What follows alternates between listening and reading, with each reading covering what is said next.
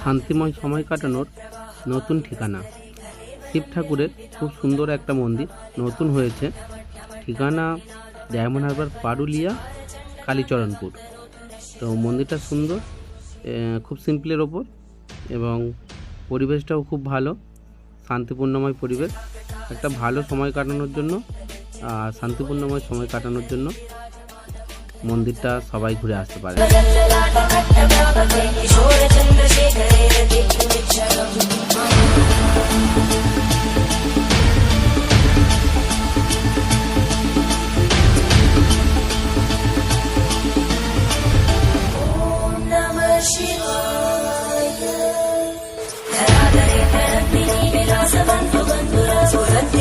संतति प्रमोदमान मानसे कटाक्ष धोरणी विरुद्ध दुर्धरापरि क्वचित् दिगम्बरे मनो विनोदमे तु वस्तुनि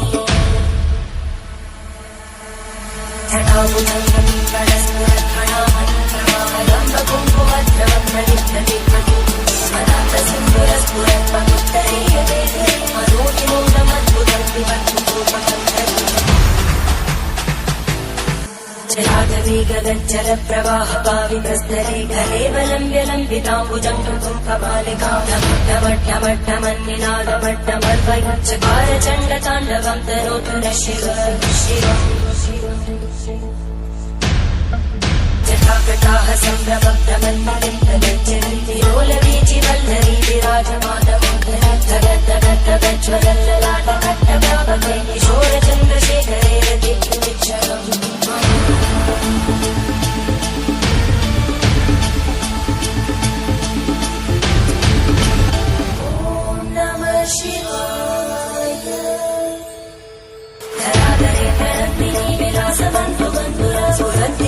संतति प्रमोदमान